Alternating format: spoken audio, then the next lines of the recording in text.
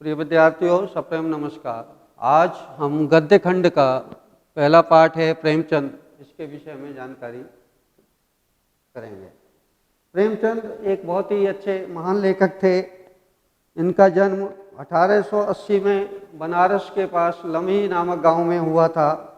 इनका मूल नाम धनपत राय था। प्रेमचंद का बचपन जो था अभाव में बीता, बहुत गरीब थे ये। जैसे तैसे उन्होंने बीए तक की शिक्षा प्राप्त की थी और शिक्षा विभाग में नौकरी कर ली, परंतु गांधी जी के असहयोग आंदोलन में सक्रिय भाग लेने के कारण इन्होंने सरकारी नौकरी से त्यागपत्र दे दिया और देश की सेवा में लग गए। लेखन के कार्य में पूरी तरह से समर्पित हो गए। 1936 में इन महान कथाकार का देहांत हो गया, अर्थात निधन हो गया था, इनकी मौत हो गई थी। इनके जो कहानियाँ हैं वो मानसरोवर नाम की पुस्तक में संकलित हैं। इनके बहुत सारे उपन्यास हैं, जैसे सेवा सदन, प्रेम आश्रम, रंगभूमि, कायाकल्प, निर्मला, गबन, करम भूमि, गोदान, ये प्रमुख उपन्यास हैं। इन्होंने कुछ पत्रिकाओं का संपादन भी किया था, जैसे हंस, जागरण, माधुरी आदि। कथा साहित्य में के अतिरिक्त प्रेमचंद जी ने निबंध और अन्य प्रकार के गद्य लेखन में बहुत अधिक मात्रा में किया है। प्रेमचंद साहित्य को सामाजिक परिवर्तन का सशक्त माध्यम मानते थे। उन्होंने जिस गांव और शहर के परिवेश को देखा और जिया, उसको अभिव्यक्त उन्होंने अपनी कथा साहित्य में किया है। किसान और मजदूरों की जो दयनीय स्थिति होती है, जो मजदूरों का शोषण होता है निम्न वर्ग का, समाज में स्त्री की कैसी बुरा हाल है, या स्वाधीनता आंदोलन आदि उनकी रचनाओं के मूल विषय रहे हैं। प्रेमचंद के कथा साहित्य का संसार बहुत व्यापक है। उसमें मनुष्य ही नहीं, पशु पक्षियों की भी अद्भुत आत्मीयता मिलती है। बड़ी से बड़ी बात को सरल भाषा में सीधे और संक्षेप में कहना प्रेमचंद के लेखन की प्रमुख विशेषता है। उनकी भाषा सरल है, सजीव है, मुहावरेदार है तथा उन्होंने लोक प्रचलित शब्दों का प्रयोग कुशलतापूर्वक किया है। आपके लिए एक पाठ दिया है, वो है दो बैलों की कथा। पहला पाठ है दो बैलों की कथा। इस दो बैलों की कथा के माध्यम से प्रेमचंद जी ने कृषक समाज, जो खेती करते हैं, किसान वर्ग है, और पशुओं के बीच में जो भावात्मक संबंध होता है उसका वर्णन किया है। इस कहानी में उन्होंने यह भी बताया है कि स्वतंत्रता जो है बड़ी आसानी से नहीं मिलने वाली है, उसके लिए बार बार हमें संघर्ष करना पड़ता है। इस प्रकार से परोक्ष रूप से ये कहानी जो है आज़ादी के आंदोलन की भावना से जुड़ी हुई है। इसके साथ ही इस कहानी में प्रेमचंद ने पंचतंत्र और हितोपदेश की कथा परंपरा का उपयोग और विकास भी किया है। तो पाठ जो है वो शुरू होता है अब, और ये है दो बैलों की कथा। जानवरों में गधा जो होता है वो सबसे बुद्धिहीन प्राणी समझा जाता है। गधा जो है सब बेवकूफ मूर्ख उसको कहते हैं, हम सबसे ज़्यादा बुद्धिहीन है, अकल नहीं है उसमें, ऐसा कहा जाता है। जब हम किसी भी मनुष्य को परले दर्जे का बेवकूफ कहते हैं, महामूर्ख कहते हैं, सुपर इडियट कहते हैं, तो उसको गधा कह देते हैं। गधा सचमुच में बेवकूफ है क्या, या उसके सीधेपन के कारण या सबको सहन करने की आदत के कारण उसको यह उपाधि दे दी गई है, इसका निश्चय नहीं किया जा सकता है।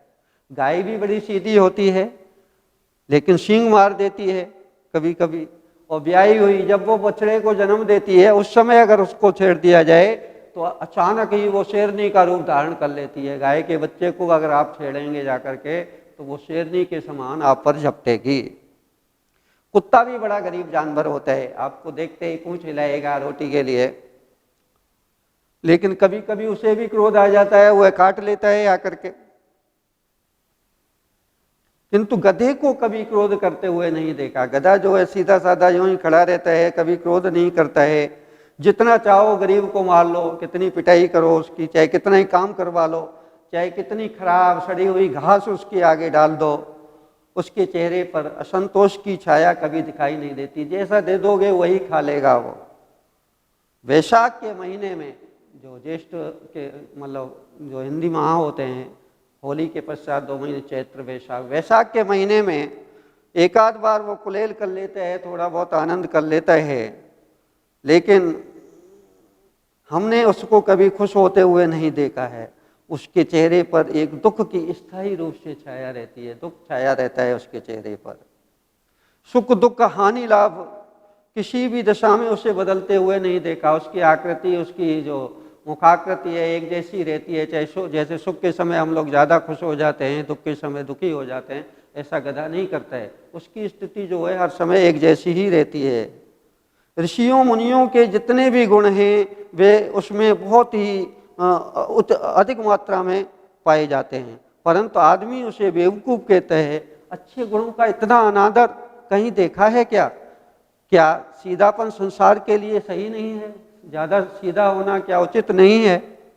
देखिए ना, भारतवासियों को अफ्रीका में उनकी क्या दुर्दशा होती थी। भारतीय लोग जब अफ्रीका में जाते थे तो वहाँ के लोग उनके साथ बहुत बेइज्जती किया करते थे, उन्हें अमेरिका में घुसने नहीं दिया जाता था।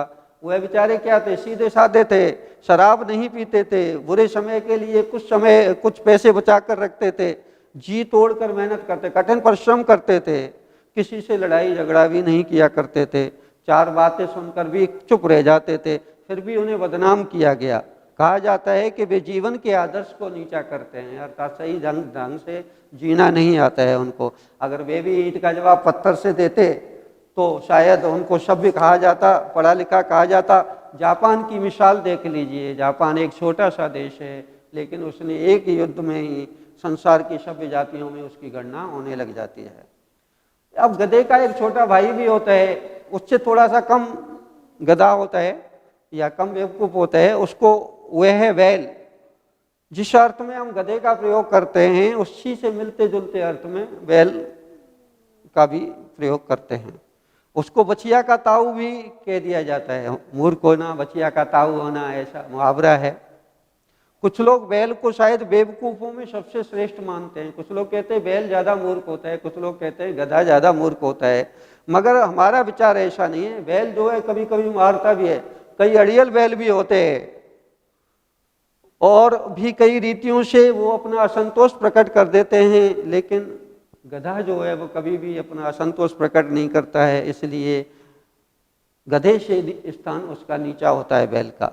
अब एक झूरी काशी जात का व्यक्ति था, झूरी, उसके पास दो बैल थे, उनका नाम था हीरा मोती। वह दोनों ही पछाई जाति के थे, मतलब एक पशुओं में जाति होती है पछाई जाति, एक किस्म होती है, उस जाति के दोनों बैल थे। देखने में बड़े ही सुंदर थे, काम को बड़ी भांति कर लेते थे, अच्छी प्रकार से कर लेते थे। थोड़ा उनकी हाइट जो थी, उनका जो कद था ऊंचा था। बहुत दिनों साथ साथ रहते रहते दोनों में भाईचारा हो गया था, भाईचारा हो गया, दोस्ती हो गई थी। दोनों बैल साथ साथ रहते थे, इसलिए दोनों आमने सामने बैठ जाते थे या आसपास बैठ जाते, एक दूसरे से मूक भाषा में विचार विनिमय करते थे। पता नहीं कौन सी भाषा में एक दूसरे के विचारों को वो समझ लिया करते थे। दूसरे के मन की बात को कैसे समझ जाते थे ये हम नहीं जानते हैं, अवश्य ही है उनके पास एक ऐसी गुप्त शक्ति होती है जो मनुष्य के पास नहीं है। जो मनुष्य आपस में एक दूसरे के पास बैठे हों, हम एक दूसरे के मन की बात को नहीं समझ सकते हैं, लेकिन पशु जो हैं, बैल जो हैं, वो एक दूसरे के मन की बात को किस ताकत से समझ जाते थे। वो एक कोई गुप्त शक्ति थी उनके पास, जो जीवों में श्रेष्ठता दावा करने वाला। मनुष्य कहते हैं कि मनुष्य सर्वश्रेष्ठ प्राणी है, लेकिन उसके पास ऐसी ताकत नहीं है। वे दोनों एक दूसरे को चाटते थे, सूंघते थे, इस तरह से अपना प्रेम प्रकट किया करते थे। कभी कभी दोनों सींग भी मिला लिया करते थे, लड़ाई करते थोड़ा सा, वो मतलब लड़ाई के लिए नहीं, केवल मनोरंजन के लिए, आत्मीयता के भाव से। जैसे दोस्तों में घनिष्ठता होती है, जैसे दो दोस्त जो बहुत ही जिगरी दोस्त होते हैं, जब आपस में मिलते हैं तो एक दूसरे के साथ थोड़ा मारपीट करते हैं, इसके बिना दोस्ती में कुछ फुसफुसी या हल्की सी रहती है, जिस पर ज़्यादा विश्वास नहीं किया जा सकता है। जिस समय दोनों बैलों को हल या गाड़ी में जोत दिया जाता था, वो गर्दन हिला हिला करके चलते थे। उस वक्त उनकी यही प्रयास रहता था, यही कोशिश रहती थी कि ज़्यादा से ज़्यादा बोझ मेरी गर्दन पर आए। दिन भर के बाद दोपहर या शाम के समय दोनों को खोल दिया जाता था, तो वे एक दूसरे को चाट कर चूट कर अपनी थकान मिटा लिया करते थे। नाद में खल और भूसा पड़ जाता था तो दोनों साथ साथ उठते, नाद में मुंह डालते थे और साथ ही बैठते थे। अगर एक नाद से मुंह हटा लेता था तो दूसरा भी नाद से मुंह हटा लेता था। नाद जो है पशुओं को चारा खिलाने वाला जो होता है, एक कोई बनाई जाती है जगह जहाँ पर तोड़ी या भूसा होता है वो खल के साथ मिला के डाल दिया जाता है, जिसमें पशुओं को खाना खिलाया जाता है, भोजन खिलाया जाता है, उसे नाद कहते हैं। संयोग की बात है कि झूरी ने एक बार इस जोड़ी को ससुराल भेज दिया।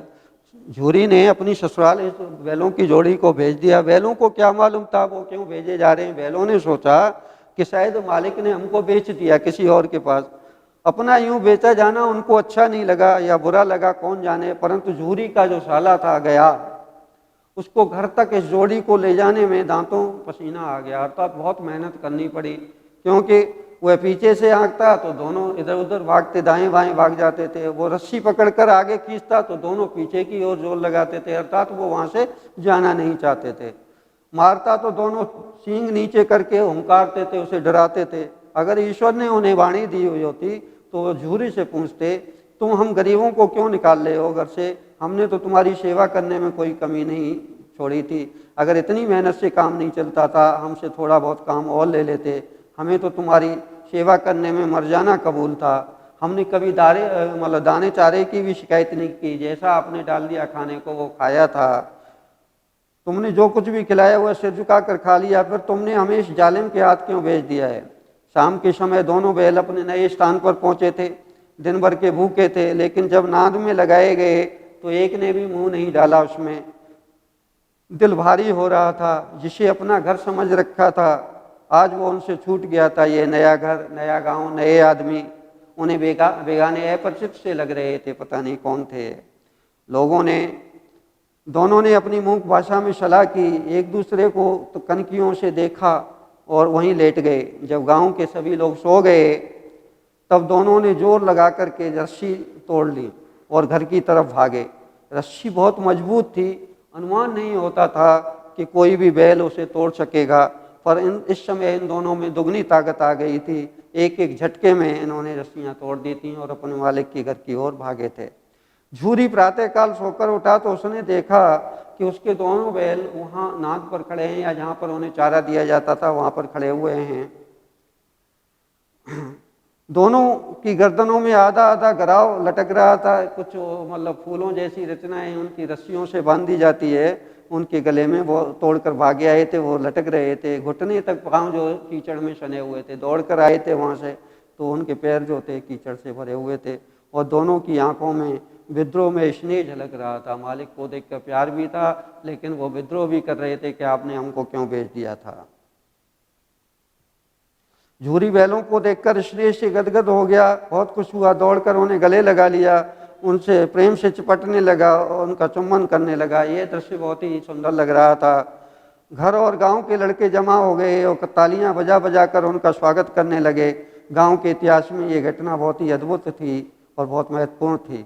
बाल सभा में निश्चय किया गया कि दोनों पशुवीरों का अभिनंदन किया जाएगा, इनको अभिनंदन पत्र दिया जाएगा।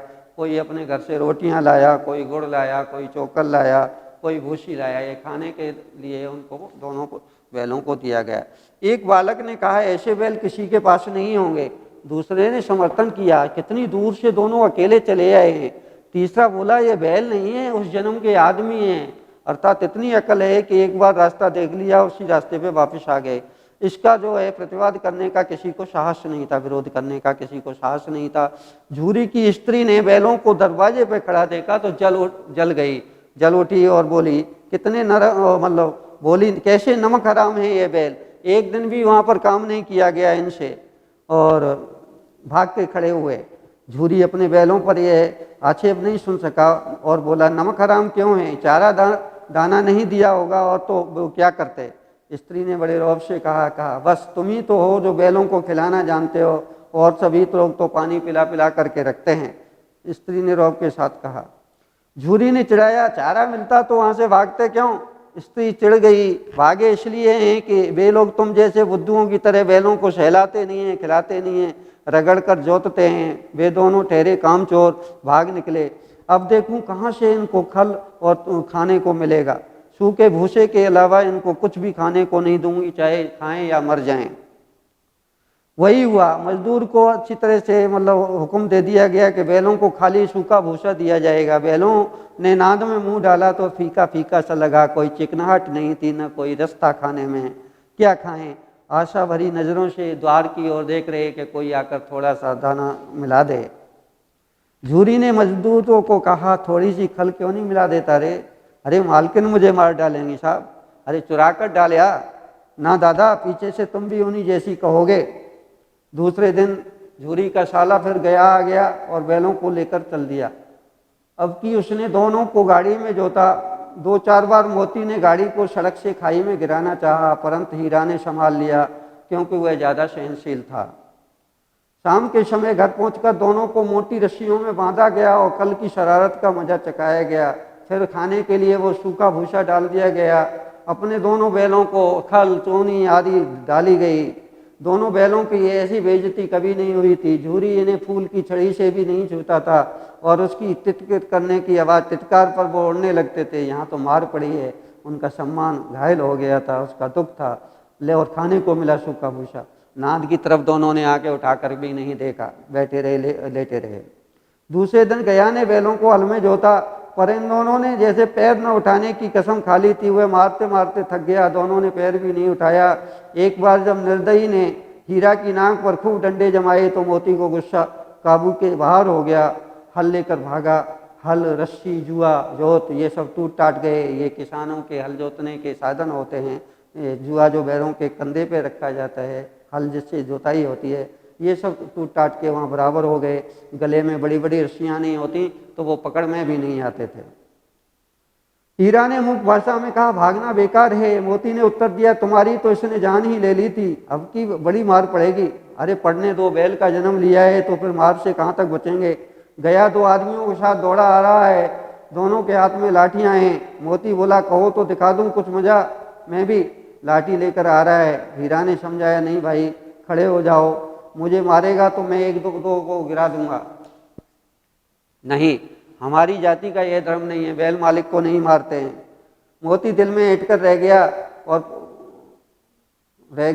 वहां पर पहुंच गया और दोनों को पकड़कर ले चला। कुशल हुई कि इस वक्त न तो मारपीट की किसी ने, न ही मोती ने भी पलट पड़ता। उसके तेवर देख करके उसके सहायक समझ गए कि इस वक्त टाल जाना ही मतलब हितकारी होगा।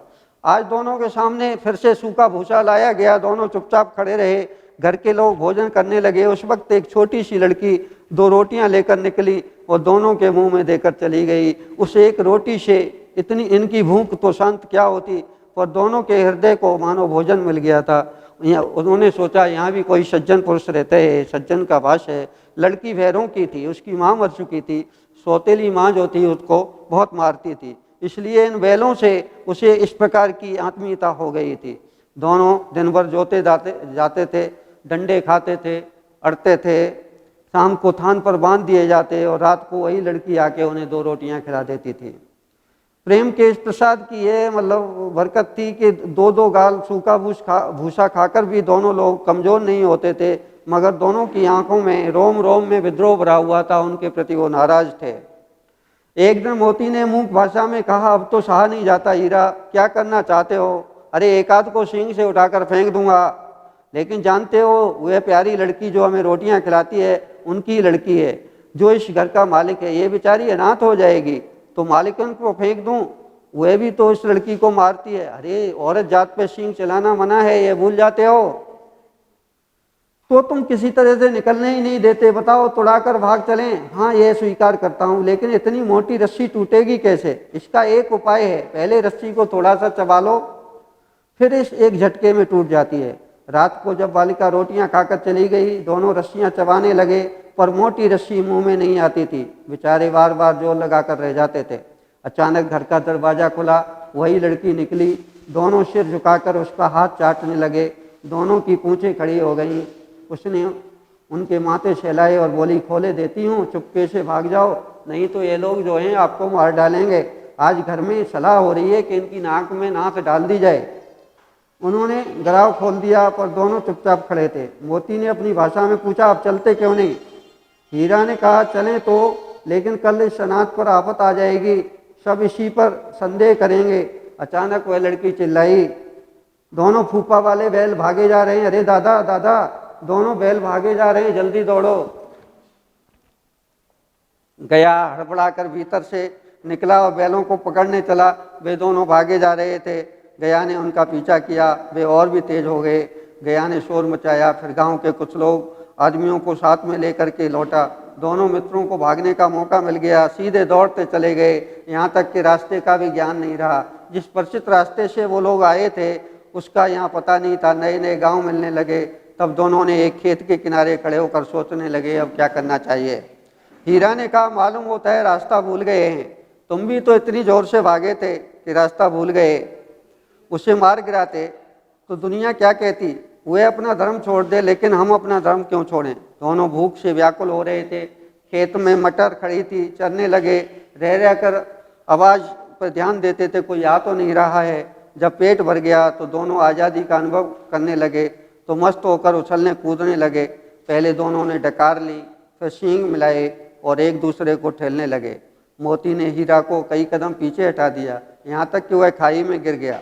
तब उसे भी क्रोध आया, संभल कर उठा और फिर मोती से मिल गया। मोती ने देखा कि खेल खेल में झगड़ा हुआ जाता है, तो वो किनारे से हट गया। अरे ये क्या, देखा उन्होंने कोई सांड आ रहा है, डोंकता हुआ चला आ रहा है। हाँ सांड ही है। वह सामने आ पहुंचा। दोनों मित्र अब इधर उधर बगलें झांकने लगे। सांड पूरा हाथी था, उससे भिड़ना जान से हाथ धोना था, लेकिन ना भिड़ने पर भी जान नहीं बचती नजर आ रही थी। इन्हीं की तरफ से आ रहा था। कितनी भयंकर सूरत थी उस सांड की। मोती ने मूक भाषा में कहा, बुरे फंसे, जान बचेगी, कोई उपाय सोचो। हीरा ने चिंतित स्वर में कहा, अपने घमंड में भूला हुआ है, इससे हम प्रार्थना करेंगे, आरजू करेंगे तो यह मानने वाला थोड़ी है, भाग चलते हैं। अरे भागना तो कायरता है, तो फिर यहीं मरो। बंदा तो 9-2-11 हो रहा है, यहाँ से चला जाता है, मुहावरा है 9-2-11 होना। और जो दौड़ाए तो फिर कोई उपाय सोचो जल्दी। उपाय यही है कि उस पर दोनों जने एक साथ चोट करें। मैं आगे से उससे खदेड़ूंगा, तुम पीछे से खदेड़ना। दोहरी मार पड़ेगी तो वह सांड भाग जाएगा। मेरी ओर झपटे तो तुम बगल से उसके पेट में सींग घुसेड़ देना। जान जोखिम में है, परंतु दूसरा उपाय भी तो नहीं है। दोनों मित्र हाथ जान हथेलियों पर लेकर लपके। सांड को भी मतलब संगठित शत्रुओं से लड़ने का कोई तजुर्बा नहीं था, अनुभव नहीं था। वह तो शत्रु को मल्ल युद्ध में, कुश्ती में हराना जानता था। ज्यों ही हीरा पर सांड झपटा, मोती ने उसे पीछे से दौड़ाया। सांड उसकी तरफ मुड़ा तो हीरा ने उसको पीछे खदेड़ा। सांड चाहता था एक एक करके दोनों को गिरा ले, परंतु वो दोनों भी बहुत चालाक थे, उसे वह मौका ही नहीं देते थे। एक बार सांड झल्लाकर हीरा का अंत कर देने के लिए चला तो मोती ने बगल से आकर पेट में सींग भोंक दिए। सांड क्रोध में आकर पीछे फिरा, फिर हीरा ने दूसरे पहलू से सींग चुभो दिए।